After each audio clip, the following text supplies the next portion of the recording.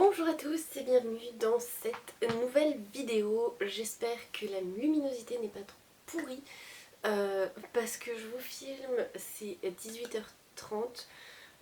Voilà, on est mardi soir, on est le 4 janvier si je dis pas de bêtises, oui c'est ça. Je profite que mes enfants soient ok avec mon chéri pour faire cette vidéo. Voilà, mon bilan de l'année 2021.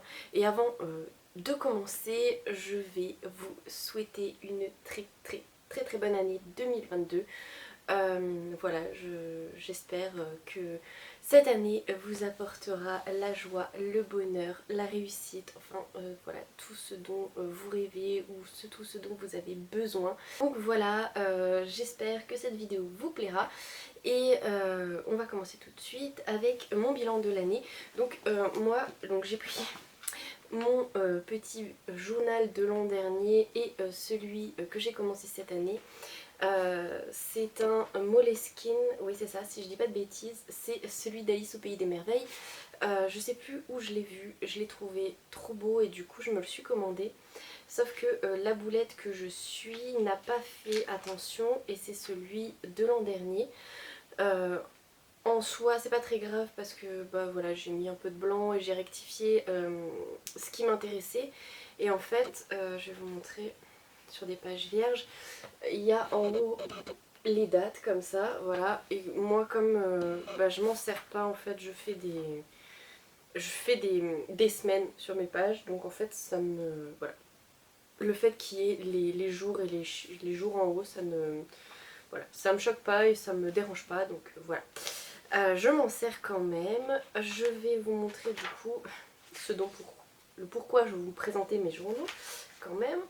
Tous les ans, je fais ce genre de page, voilà. Ah.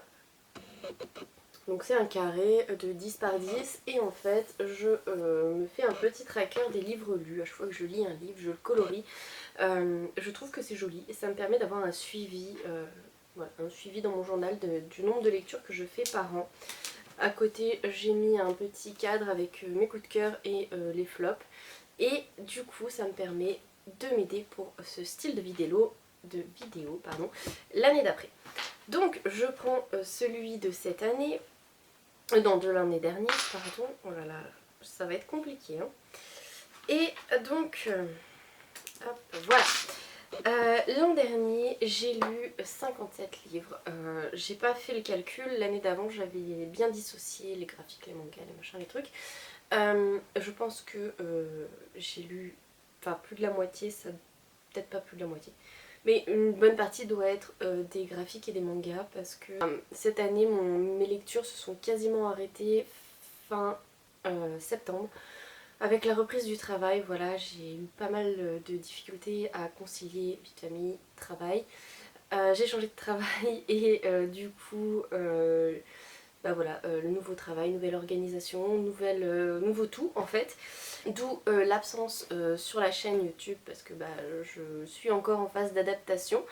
Et l'absence de lecture parce que bah, j'ai pas le temps, quand je rentre chez moi je suis un peu fatiguée. Du coup je préfère me reposer plutôt que de me plonger dans un roman.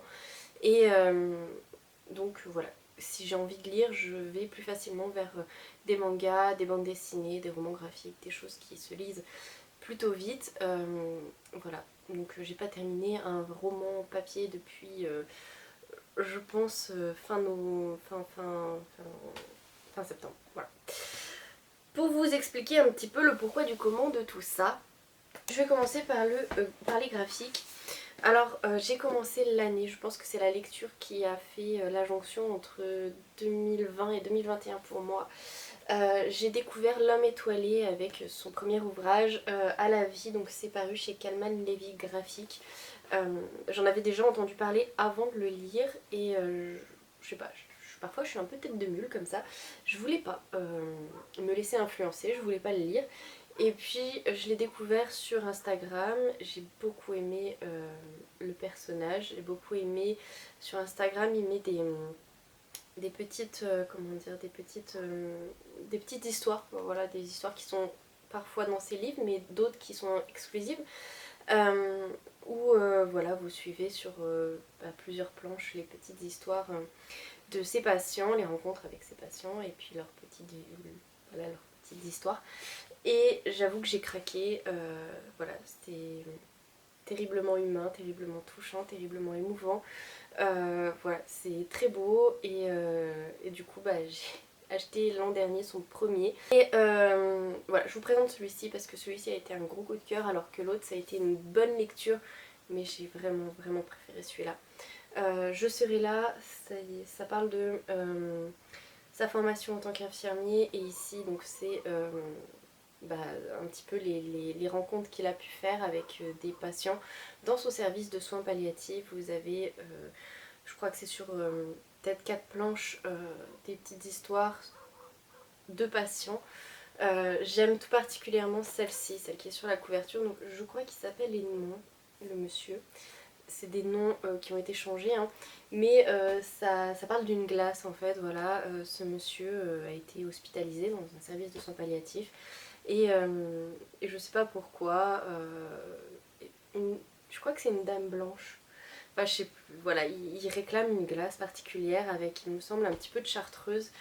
Et du coup, l'infirmier ou les infirmiers vont se mettre en quête de cette glace, du bon dosage, du bon, voilà, entre l'alcool et puis les différentes boules de glace, la chantilly et le coulis au chocolat, je pense, comme sur la couverture. Et en fait, bah voilà, jusqu'à avoir la glace. Et j'avoue que c'est voilà, c'est très humain, c'est très beau, très touchant. Voilà, j'en ai eu ma petite larmochette et vraiment, il gagne à être découvert. Et si vous voulez pas investir les 16,50 € du graphique, vous pouvez aller voir ce qu'il fait sur Instagram. C'est gratuit et franchement, ça vaut le détour. Ensuite, je vais continuer donc dans les graphiques. Cette année... Non, je vais continuer dans l'ordre que je les ai notés. Ça va faire un petit peu l'ordre annuel. Voilà, cette année j'ai redécouvert Peter Pan avec l'œuvre originale de James Matthew Barrie. Voilà, donc c'est un classique. Je vais pas vous faire l'affront de vous résumer Peter Pan. J'ai été très touchée par les descriptions de ses parents, de ce père parfois très grossier. Voilà, il y a des grosses caricatures du père, mais aussi l'image de la mère au tout début qui range les souvenirs des enfants, les souvenirs de leur journée quand ils dorment. Voilà, elle fait le tri et elle laisse, on va dire, dans les tiroirs supérieurs de la commode les bons souvenirs à portée de main et elle enfouit bien profondément tout en dessous les mauvais souvenirs pour que voilà, les bons souvenirs prennent, bah, voilà, prennent toute la place. Et je trouvais ça très beau et voilà,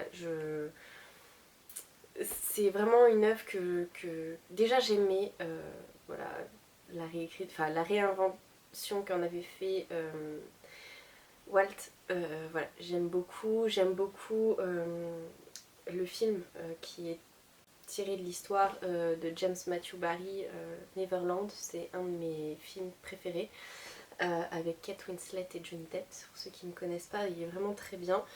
Et voilà, je suis très contente de découvrir à l'heure actuelle l'œuvre originale et je pense m'en acheter une belle édition parce que bah voilà, les belles histoires, j'aime avoir les beaux livres qui vont avec, donc voilà, je pense que je craquerai sur une belle édition et voilà, je vous conseille fortement Peter Pan. Ensuite, j'ai lu le 3e tome du Paris des Merveilles. Je peux pas vous le montrer parce que je l'ai plus, voilà, je l'ai prêté. J'ai adoré toute la trilogie du Paris des Merveilles, vraiment ça a été un gros coup de cœur. J'aime beaucoup le personnage de Louis Hippolyte Griffon. D'ailleurs, je crois que c'est la saga enfin la trilogie que je vends le plus quand j'en parle. Voilà, je l'ai fait découvrir autour de moi et vraiment c'est un univers que j'aime énormément et je crois qu'encore plus que l'univers, ce que j'aime c'est la plume de Pierre Pével qui s'adresse un petit peu au lecteur dans ses chapitres. J'aime vraiment beaucoup. Du coup, une fois que j'ai terminé la trilogie, j'étais dans le mal absolu. J'ai cherché désespérément à me raccrocher à cet univers. Et du coup, j'ai découvert, et j'ai eu beaucoup de chance, hein, mais j'ai découvert que Pierre Pével avait fait dans l'univers du Paris des Merveilles des bandes dessinées avec bien sûr un illustrateur. Et du coup, je me suis jetée sur le premier tome. Je vais vous montrer ça. Donc c'est Les Artilleuses. Donc voilà, c'est de Pierre Pével et de Willem. J'ai pas le prénom en tête. Étienne Willem. Voilà, donc paru aux éditions Dracou. Donc ici on va suivre trois héroïnes qui viennent du Paris des Merveilles. Il y a un mage, une elfe et une femme à la guéchette un petit peu facile qui vont voler un objet un petit peu particulier, magique, qui va leur valoir pas mal de problèmes. Voilà, donc j'ai beaucoup aimé, voilà, je vais vous montrer un peu les planches.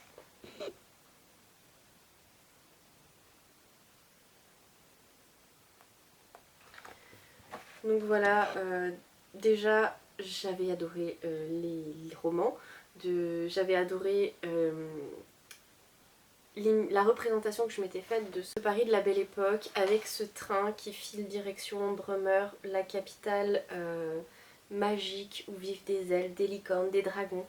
Voilà, j'avais déjà une bonne représentation de tout ça et le fait de l'avoir en plus en graphique, voilà, j'ai craqué. Donc oui, le Paris des Merveilles fait partie de mes sagas chouchous. Mais voilà, j'ai eu un gros coup de cœur aussi pour les graphiques. Donc j'ai le tome 1 et le tome 2. Voilà, et spoiler alerte, le tome 3 est sorti. Je l'ai eu pour mon anniversaire. Je vous spoil la vidéo que vous devriez voir après celle-là, qui sera un haul. Mais voilà, du coup la trilogie entière est sortie et si ça vous tente, je vous les recommande vraiment très très chaudement. Ensuite, ça faisait très longtemps que ça me faisait de l'œil. Je l'avais vu en grand format, mais bon, je voulais pas l'acheter en grand format parce que c'est quand même un livre assez court et bon, voilà. Du coup, quand il est sorti format poche, j'ai eu la chance de le recevoir. C'est Le Bal des Folles de Victoria Mass que, voilà, j'en avais déjà entendu beaucoup parler. Il avait fait son petit buzz quand il était paru, je crois, chez Albin Michel. Moi je l'ai attendu au format poche et je l'ai dévoré. Déjà c'est tout petit mais en plus c'est vraiment hyper addictif. Ici on va suivre une femme qui fait partie d'une bonne famille et qui va se poser beaucoup de questions dans une époque où il faut pas. Surtout que ses questionnements vont basculer dans tout ce qui est occulte et du coup elle va se faire interner dans un hôpital psychiatrique à une époque où les femmes qui étaient enfermées c'était des femmes dépressives, des femmes qui dérangeaient leur mari ou leur père. Si vous aviez du mal à vous remettre d'une agression et d'un viol, et ben vous finissiez à la Salpêtrière, donc un hôpital psychiatrique. Donc dans cet hôpital psychiatrique, on mettait en scène des femmes qui faisaient des crises d'hystérie pour le plaisir de la bourgeoisie. Voilà, on va suivre un petit peu le cheminement de différents personnages, de différentes femmes qui ont des places différentes dans cet hôpital, notamment une infirmière, une nouvelle patiente et une patiente un petit peu plus ancienne. C'est des portraits de femmes assez atypiques, assez particuliers, fortes je trouve. Et voilà, j'ai été très touchée. Voilà, j'aime beaucoup ces histoires de destin de femmes un petit peu particuliers. Dans la foulée, je sais plus si c'est avant ou après,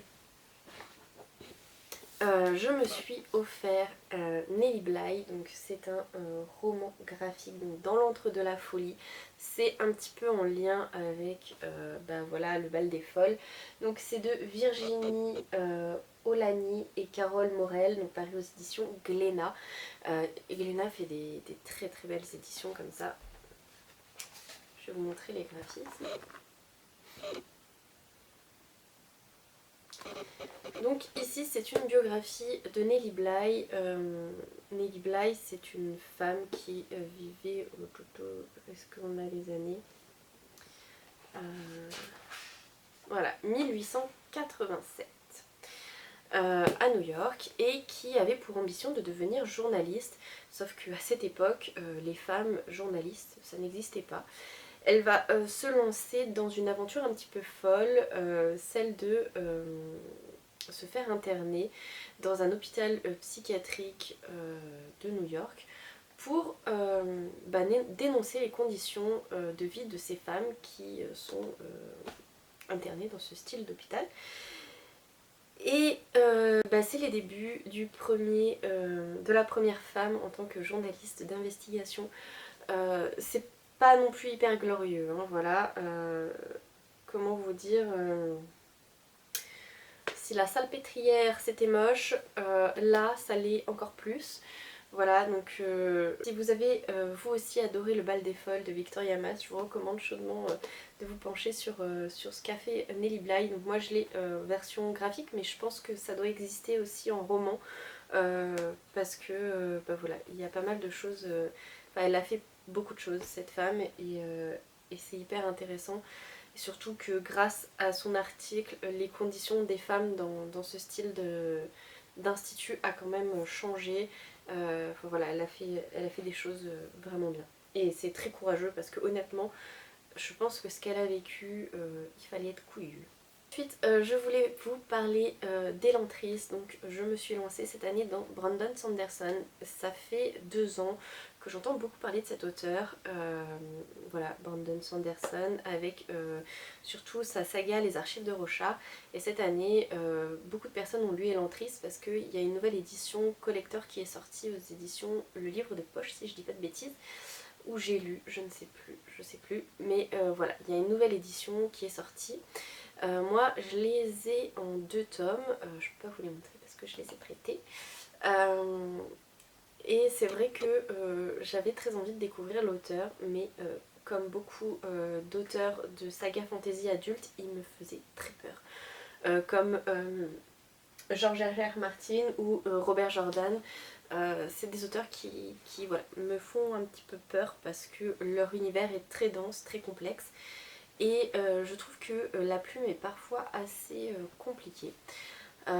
Surtout voilà, pour Robert Jordan, j'avais lu un roman qui était sorti, il est là-haut mais je n'arrive pas à voir, enfin bref, un de ses derniers romans, et du coup voilà, j'ai eu beaucoup de mal avec la plume et l'univers. Et du coup, quand je me suis lancée dans Elantris, j'avais une petite appréhension, et bon, je me suis dit, de toute façon, voilà, au pire, moi je l'ai en 2 tomes et je vais me lancer dans le premier, on verra bien.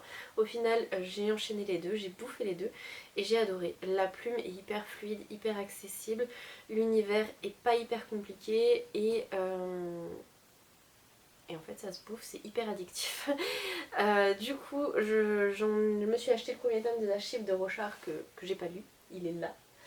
Voilà, mais ma belle-mère l'a lu parce que je lui avais offert à elle l'édition collector d'Elantris. Et elle avait adoré Elantris, donc du coup je lui ai prêté le premier tome et elle l'a bouffé, elle m'a dit c'est juste trop bien.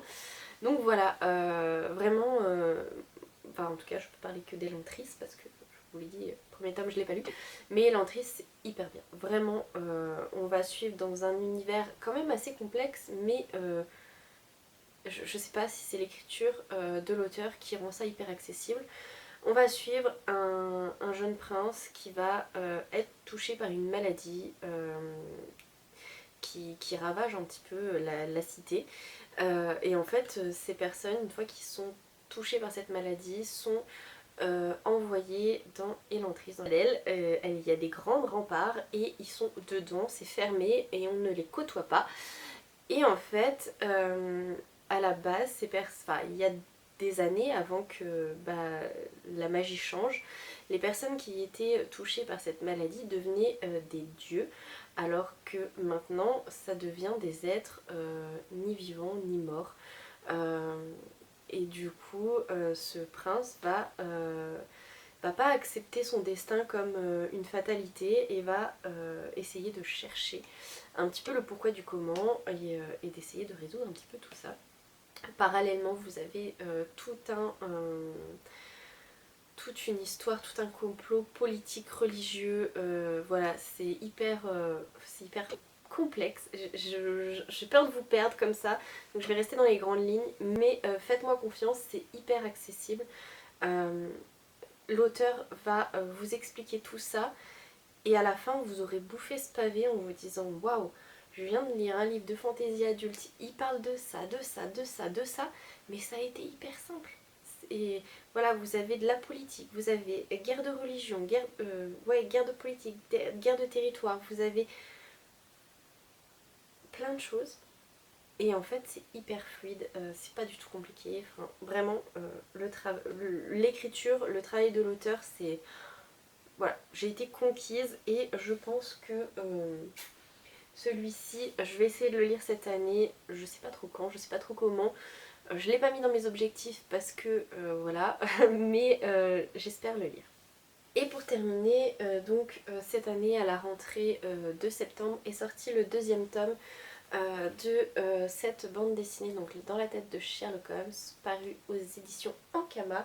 Donc c'est de Cyril Liran et Benoît Dahan. Si vous avez des fans de l'œuvre de Sherlock Holmes dans votre entourage, je vous recommande vraiment, vraiment, vraiment chaudement de lui offrir ça. Parce que c'est une petite pépite graphique, voilà, les éditions et les auteurs ont fait un travail de dingue. Vous êtes vraiment dans la tête de Sherlock Holmes, à suivre le petit fil rouge de ses pensées, à faire les liens en même temps que lui, vous voyez les petites choses qu'il voit et ce qu'il va chercher dans ses connaissances pour arriver à faire des liens et à trouver des indices, à trouver des pistes.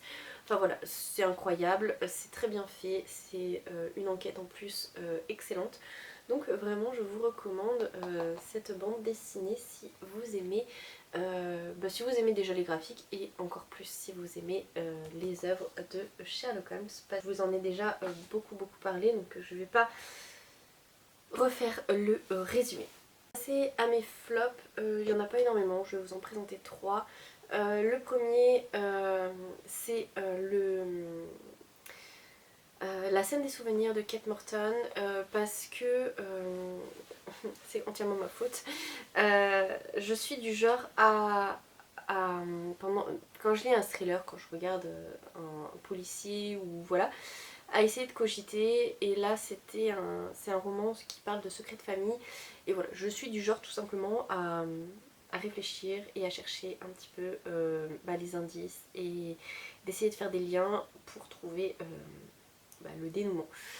Et parfois ça me joue des tours parce que quand j'ai raison, parce que voilà, ça arrive parfois, eh bien ça me déçoit. Et là voilà, je le sentais venir, je dirais, aux trois quarts du livre, j'avais déjà une petite idée et quand ça s'est fini un petit peu comme je m'y attendais, j'ai été déçue, voilà. Pareil, j'ai mis aussi Le procès de la momie. Déjà parce que c'était pas vraiment la lecture que j'attendais quand j'ai ouvert le livre, mais c'était quand même une bonne enquête, c'était sympa. Mais pareil, je dirais à la moitié du livre, j'avais une idée très précise de la personne qui était derrière les meurtres. Et il s'est avéré que j'avais raison, voilà. Donc du coup, j'ai été un peu déçue d'avoir raison. Voilà, tout simplement. Et pour terminer, le troisième et dernier flop, c'est Viens on s'aime de Morgane Moncombe, paru aux éditions Hugo Poche. C'est une romance entre un garçon et une fille, je précise parce qu'il y a des romances MM et des romances FF. Du coup là c'est bien une romance hétéro, sauf que c'est deux meilleurs amis qui vont venir à tisser des liens charnels, voilà, qui vont tomber amoureux. Et j'ai beaucoup aimé, franchement, le début, même je crois bien les 3/4 du livre, c'était vraiment l'amitié, la romance amicale, je vais dire ça, parce que voilà, c'était une belle amitié. Bah ouais, c'était une belle amitié comme il existe entre un garçon et une fille, parce que oui, ça existe, les amitiés entre sexes, et c'est vrai que bah, je trouvais que cette histoire-là suffisait à elle-même. Elle était belle, elle était touchante, et, et de venir y foutre de la romance, ça m'a dérangée, voilà, parce que voilà, j'aurais voulu, ça aurait pu être très très bien que ça reste une histoire de deux meilleurs amis, mon avis personnel, mais voilà, je sais que Morgane Moncombe est une romancière qui est très appréciée. J'avais choisi ce roman pour ça, hein, parce que je savais que l'autrice bah voilà, avait du succès, et ça aurait pu me plaire, je pense, si ça partait pas d'une histoire entre deux meilleurs amis. Voilà, j'ai été un peu déçue parce que vraiment l'histoire entre les deux meilleurs amis était belle, et j'aurais voulu que ça reste comme ça. Voilà. Donc voilà pour mon bilan de l'année 2021. Donc voilà, c'est un petit bilan cette année, mais ma foi, c'est comme ça. C'est ce que j'ai lu. Je vais vous parler un petit peu de mes résolutions. Alors j'ai pas pris énormément de résolutions en règle générale, je suis pas très résolution. Et encore moins au niveau livresque, parce que voilà, j'aime lire, et j'aime que ça reste un plaisir et non une prise de tête. Alors je me mets pas forcément de nombre de chiffres de livres à lire, je me mets pas non plus de nombre de pages. J'ai juste envie de faire de bonnes et belles lectures, et surtout de résister encore à la tentation des réseaux sociaux et de toute du fait d'être actif sur les réseaux sociaux, fait que parfois on voit les nouveautés, on a envie de craquer tout de suite, machin. Et je suis plutôt contente voilà, quand j'attends, quand parfois je craque, hein, mais c'est encore des craquages, je dirais, raisonnés. C'est pas des craquages voilà, c'est pas des craquages pour tout et rien du tout, c'est des craquages raisonnés, et c'est très bien comme ça. J'espère tenir bon encore cette année. J'ai une résolution, c'est une résolution plutôt en tant que consommatrice de contenu, que ce soit YouTube ou Instagram. Je suis, avant d'être une créatrice de contenu entre guillemets, je regarde pas mal de vidéos, et je vais essayer à partir de là, parce que là j'ai travaillé depuis le premier, je travaille. Mais en tout cas voilà, je vais essayer à partir de maintenant de mettre des commentaires sous les vidéos des personnes que je suis. Je suis le genre d'abonné un petit peu l'abonné silencieuse, vous voyez, je regarde les vidéos, je les like, mais je mets pas de commentaires parce que souvent je ne sais pas quoi dire, j'ai pas l'impression que ce que j'ai à dire va être constructif ou va intéresser, donc parfois je préfère tout simplement me taire. Et bah parfois, maintenant je me dis que bah peut-être simplement mettre merci pour cette vidéo, ou je ne sais quoi, j'ai beaucoup aimé ta vidéo, ou voilà, je sais pas trop, mais je vais essayer de commenter au maximum les vidéos que je regarde. Voilà. Et puis bah en ce qui concerne YouTube, je sais pas si je vais revenir de manière très active. Parce que j'ai pas encore réussi à concilier, vous voyez, je vous filme, il est tard, donc j'ai pas encore réussi à concilier mon travail, mes enfants, enfin ma vie de famille, parce qu'il n'y a pas que mes enfants, il y a aussi mon chéri, la lecture et les réseaux, enfin les vidéos. Donc du coup voilà, pour l'instant ce qui passe à la trappe c'est les vidéos. Et ma foi, quand j'aurai peut-être trouvé un équilibre un peu plus voilà, bout de quelques semaines, quelques mois, je ne sais pas. Peut-être que j'arriverai à trouver du temps dans mes journées pour filmer ça. Et par contre, ce que je pense qu'il n'aura plus, ou du moins pas tout de suite sur ma chaîne, c'est des vlogs. Parce que déjà j'étais à casser mon téléphone et du coup j'ai un ancêtre qui fait des vidéos pourries. Voilà. Et puis ensuite parce que maintenant quand je travaille je fais des journées de 12 heures. Donc du coup c'est compliqué. En fait je pars hyper tôt le matin, je rentre c'est 19h20. Donc du coup c'est pas compatible et sur les semaines, ou alors c'est des vlogs semaines où il manquera des jours, je ne sais pas. Mais en tout cas voilà, pour l'instant je sais pas trop comment sera ma chaîne l'année prochaine, enfin cette année plutôt. Mais vous aurez probablement des vidéos un petit peu de manière sporadique. Donc si vous voulez, je sais pas si on peut activer la clochette sur ma chaîne, mais en tout cas voilà, si vous voulez voir les vidéos, bah, je vous invite à activer la petite clochette. Voilà. Et parce que j'aime bien quand même les petits challenges, je me suis fait un petit top 10 des lectures que j'aimerais bien lire cette année. En sachant que l'an dernier, mon top 10, j'ai regardé la vidéo que j'ai faite, j'ai dû lire 2 livres de ce top. C'est comme quoi hein, je respecte beaucoup mes objectifs. Hein. Donc voilà, cette année j'ai refait un top 10, il est là. Je vais vous les montrer un petit peu comme ils viennent et vous expliquer un petit peu pourquoi ils sont là. Donc, je me suis mis cette année La mer sans étoiles d'Erin Morgenstern. Pourquoi il est là? Parce que quand il est sorti, j'ai craqué dessus, hein, déjà pour l'objet de livre. Ensuite parce que j'avais adoré... Enfin non, j'avais pas adoré. J'avais... Pardon.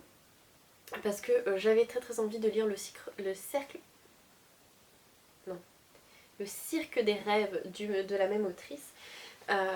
Et du coup bah, je me suis dit que j'avais craqué d'abord pour son deuxième.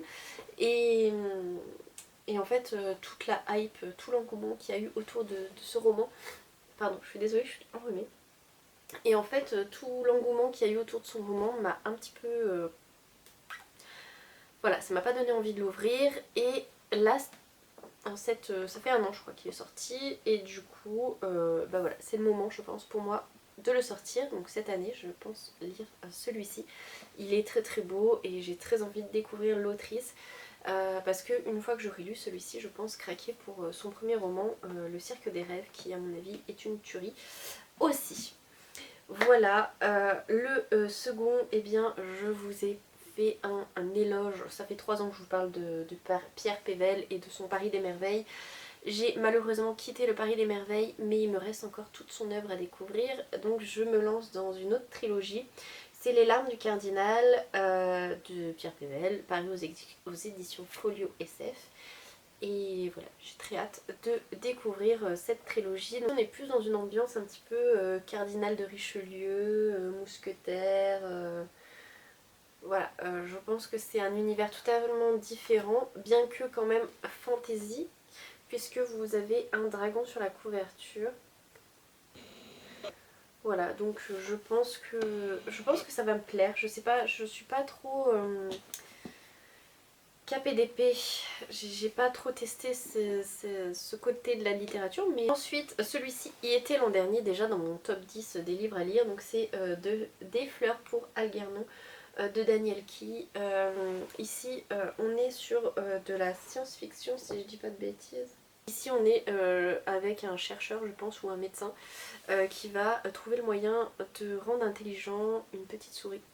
Et du coup, une fois qu'il a testé sur la petite souris, il va vouloir tester à l'échelle humaine et il va trouver un homme qui est attardé.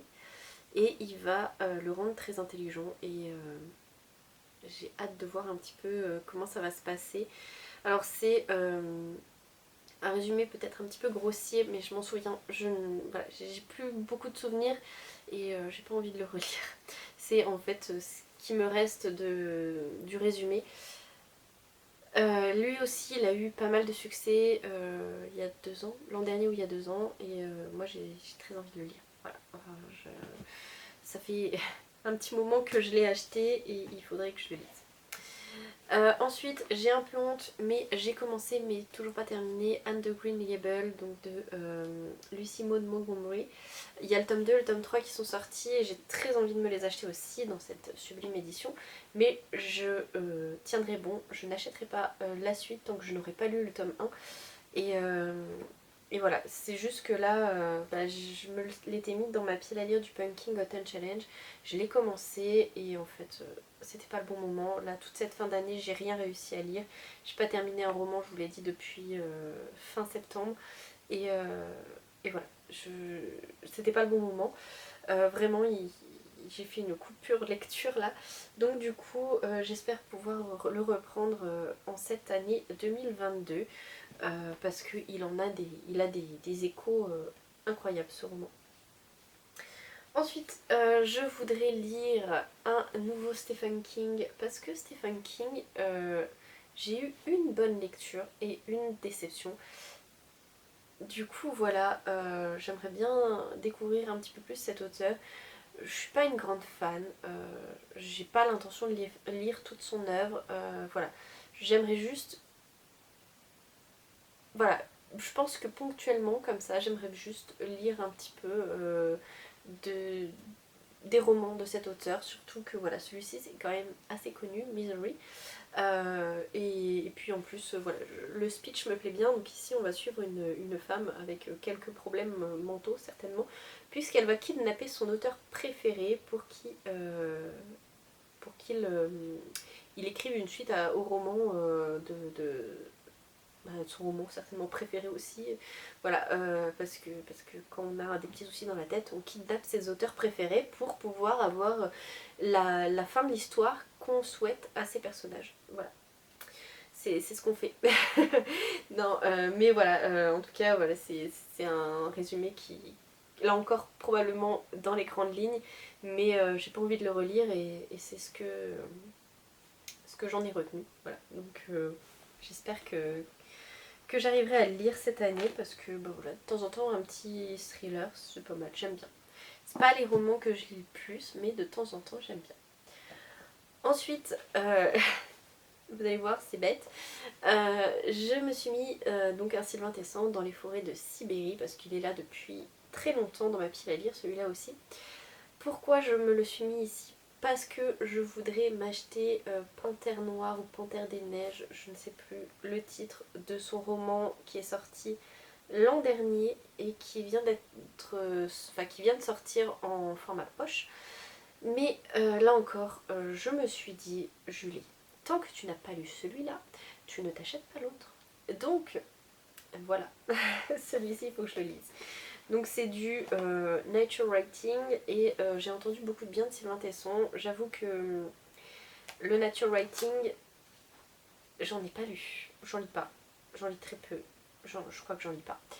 Et je sais pas, j'ai peur de m'ennuyer un peu, c'est peut-être pour ça que je le lis pas, mais en même temps, Sylvain Tesson, les gens adorent cet auteur et j'aimerais bien savoir pourquoi. Donc il faudrait que je le lise. Pour savoir pourquoi, il faudrait que je le lise. Ensuite, je me suis mis l'attrape-cœur de J.D. Salinger. J.D. Salinger. Ouais, je crois qu'on dit comme ça.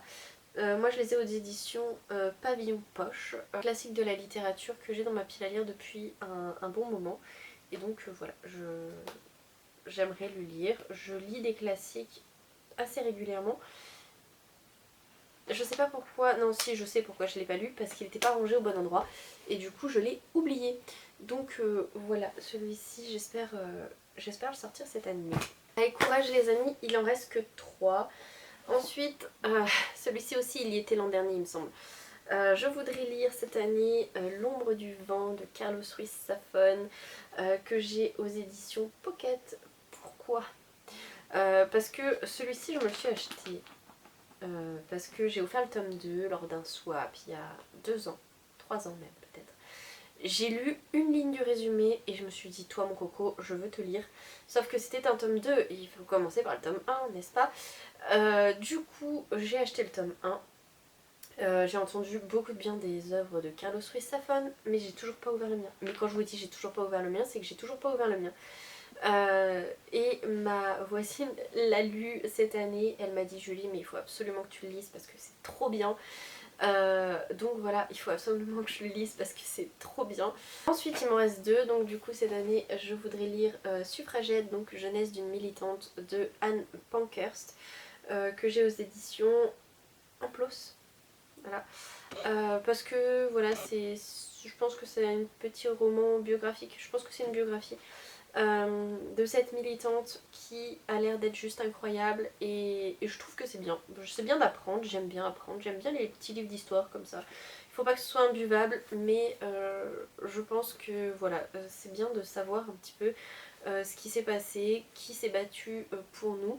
Et voilà, c'est aussi un devoir un peu de mémoire, de se souvenir que tout n'est pas arrivé comme ça par magie. Il y a des femmes qui se sont battues pour qu'on ait des droits et c'est bien de connaître leur combat, de savoir un petit peu ce qu'elles ont vécu et ce qu'elles ont réalisé parce que voilà quoi, c'est quand même important. Et pour terminer, c'est parce que ça fait très longtemps que j'ai pas lu un Jules Verne, j'en ai quelques-uns dans ma bibliothèque de classiques. Je crois que j'en ai plus tant que ça que j'ai pas lu, mais en tout cas, voilà, celui-ci, c'en est un qui était encore dans ma bibliothèque et que je n'ai pas lu. Donc c'est De la Terre à la Lune de Jules Verne. Je crois que c'est pas l'un de ses meilleurs romans, mais j'avais quand même envie de le découvrir. Déjà parce que je l'ai et que j'aime, voilà, avoir un livre pour faire joli dans sa bibliothèque, je trouve ça un peu bête. Donc je veux le lire. Et j'aimerais bien, voilà, Jules Verne c'est un auteur que j'aime vraiment beaucoup. Et du coup j'aimerais avancer dans la lecture de ses œuvres, voilà, tout simplement. Donc là cette année ça sera De la Terre à la Lune. Et puis pourquoi pas un autre. Voilà, parce que je crois que j'ai aussi 20 milieux sous les mers. Euh, alors je sais que je l'ai dans l'édition de mon grand-père, mais celle-ci je veux pas l'ouvrir parce que j'y tiens et que c'est des vieilles éditions et qui sont fragiles. Mais il me semble que je l'ai aussi dans une édition comme ça, donc je verrai, je verrai. Mais en tout cas, celui-ci, il est rikiki, donc hein, pas d'excuses, hein, il faut que je le lise. Voilà, vous avez ma vidéo sur mon bilan 2021 et ma petite vidéo introductive de 2022. J'espère que ça vous aura plu. Je vous invite à me mettre en commentaire ce que vous avez lu cette année en chiffres, voilà, combien de livres avez-vous lu, peut-être vos coups de cœur s'il n'y en a pas 50 000, ou alors sélectionnez-en 3 et les lectures qui vous font super envie pour 2022. Voilà, sur ce, je vous souhaite à tous une très très bonne journée, soirée, week-end, peu importe quand vous voyez cette vidéo. Faites attention à vous. Je vous fais à tous plein de gros bisous et je vous dis à très bientôt. Salut salut!